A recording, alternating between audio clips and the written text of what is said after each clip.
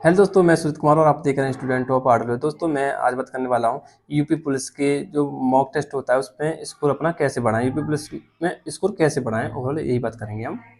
तो देखो, मैं आपको वो बताऊंगा जो मैं खुद करता हूँ, ठीक है।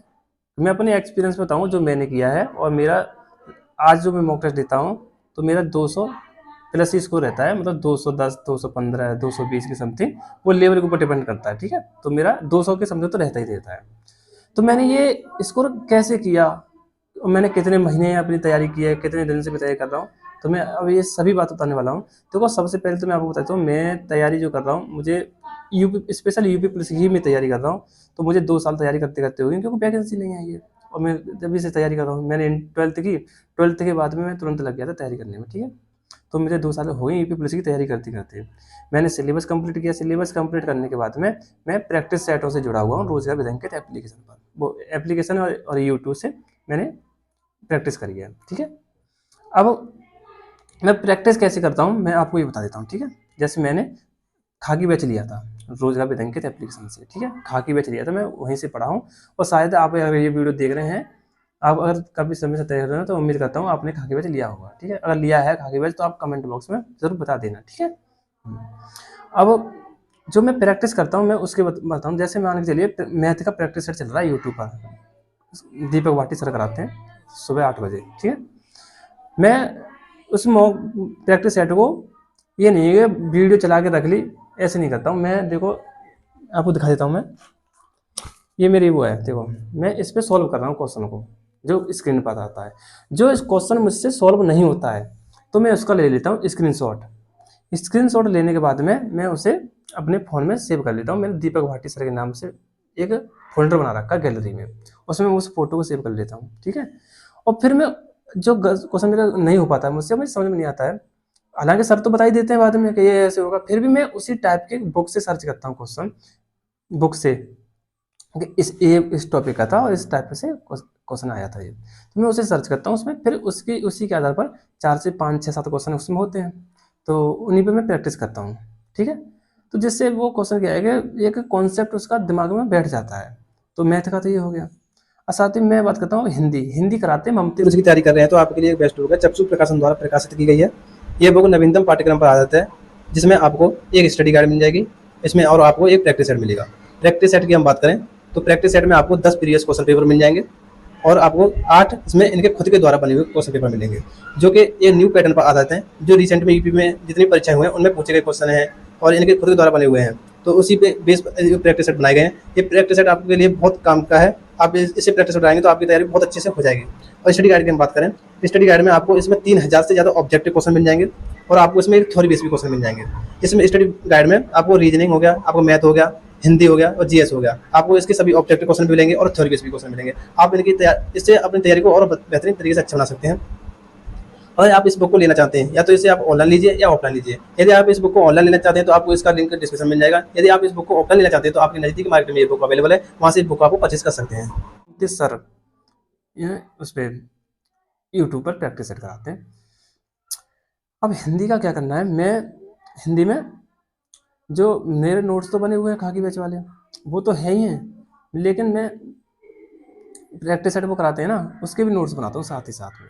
जो देखो कुछ हमें लिखने में क्या जा रहा है, साथ साथ लिखते जाओ उसे, क्योंकि आपने देखो जो प्रैक्टिस सेट कराते हैं ना उसको, तो उसे प्रैक्टिस देने के बाद में उस सभी क्वेश्चन को लिख लीजिए, ठीक है। लिखते जाइए जो आपको याद, मतलब आपको एक बार मान के चलिए आपको क्वेश्चन नहीं आ रहा है तो उस चीज़ को लिख लीजिए, और आप पे आती है उसे मत लिखिए, आप पे आता है तो आता ही है, ठीक है, उसे मत लिखिए।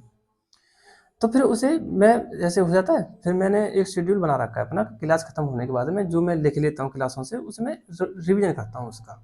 जैसे मैंने लिखा हूँ, देखो मेरा हिंदी में ऐसे मैं ऐसे लिखता हूँ, इसमें देखो पहले पेज देखो ये लिख रहा होगा, आपको दिख रहा होगा, ऐसे में ऐसे नोट बना देता हूँ हिंदी के भी, ठीक है।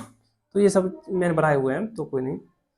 तो मैं फिर उसका रिवीजन करता हूँ। ऐसे में रीजनिंग का भी ऐसे करता हूँ। रीजनिंग में भी राहुल सर कराते हैं रीजनिंग, राहुल शर्मा सर, तो रीजनिंग का भी मैं ऐसे करता हूँ। रीजनिंग में क्या करता हूँ मैं, रीजनिंग हो जाती है, रीजनिंग में कोई डाउट नहीं। इसमें आपको रीजनिंग में क्या है, रीजनिंग के लिए लीजिए टाइम। अगर आपके पास एक टाइम है, एक समय अच्छा है, तो आप हर एक क्वेश्चन बना दोगे। अगर आपको एक लिमिटेड टाइम दिया जाए कि आपको इतने टाइम में इतने क्वेश्चन बनाने, तो आप शायद फंस जाओगे, क्योंकि टाइम का प्रेशर रहेगा। तो मैं कंपल्सरी ऐसे ही करता हूँ कि जो क्वेश्चन मुझसे नहीं होता मैं उसे अपनी कॉपी में या अपने फ़ोन में स्क्रीनशॉट मार के रख लेता हूँ, ठीक है? ये करता हूँ मैं। अब साथ ही ये तो हो गया मेरा प्रैक्टिस करने का तरीका। अब मैं एक और तरीके से प्रैक्टिस करता हूँ, वो आपको बताऊँगा मॉक टेस्ट के हिसाब से। जैसे रोज़ा ब्लैंकेट पर एप्लीकेशन में मॉक टेस्ट होता है यूपी पुलिस का, आप सब देते होंगे। मैं उसमें जो मेरे क्वेश्चन गलत हो जाते हैं, जैसे मान के चलिए मैथ को ही ले लेते हैं हम एक उदाहरण के तौर पर। मैथ के मेरे मैथ में मैं लगभग 20-21 क्वेश्चन आते हैं, मैं 18 से 19 आराम से सही कर लेता हूँ। मेरे 1-2 क्वेश्चन ही या तो मैं छोड़ देता हूँ या गलत हो जाते हैं किसी वजह से, है ना? ये होता है बस 18 से 19 आराम से सही कर देता हूँ मैथ में। मैथ थोड़ा ठीक है मेरा, मतलब मेहनत कर ली है मैंने, तो ठीक हो गया है। तो मेरा जो क्वेश्चन गलत हो जाता है या नहीं हो मैं छोड़ देता हूँ उसे। तो मैं उसका टाइप को देखता हूँ बुक में, तो मैं उसी टाइप के बुक से क्वेश्चन की प्रैक्टिस करता हूँ, है ना? कि मुझे अगर इस टाइप का अगले मॉक टेस्ट में क्वेश्चन आ गया, तो मेरा ये गलत नहीं होना चाहिए। देखो मेहनत तो करनी पड़ेगी। देखो सोच लेने से कुछ नहीं होगा, मेहनत आपको करनी पड़ेगी। देखो मैंने अपना जो मैं करता हूँ मैंने आपको बता दिया है। मॉक टेस्ट का मैं एनालिसिस ज़रूर करता हूँ, मॉक टेस्ट देने के बाद में ये नहीं है कि मॉक टेस्ट दे दिया कि स्कोर देख लिया 190 नंबर आए खुश हो गए, नहीं। 190 नंबर आ गए खुश हो गए तो ये खुशी वाली बात नहीं है, क्योंकि हो सकता है वो लेवल के ऊपर डिपेंड करता है, ठीक है? लेवल आसान आ गया तो आपने 200 स्कोर कर दिया।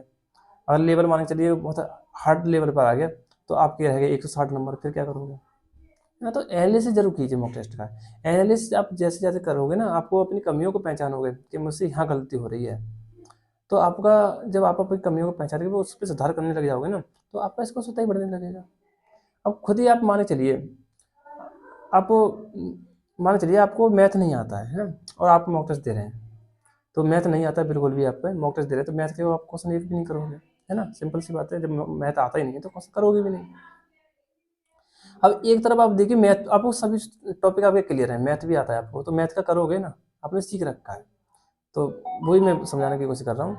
तो आप चीज़ों को सीखते रहिए ज़्यादा से ज़्यादा, जैसे जैसे आप चीज़ों को सीखते जाओगे तो आपका स्कोर स्वतः ही बढ़ता जाएगा। और मेहनत आप करते रहिए, रेगुलर मेहनत कीजिए, एक भी दिन का गैप मत दीजिए।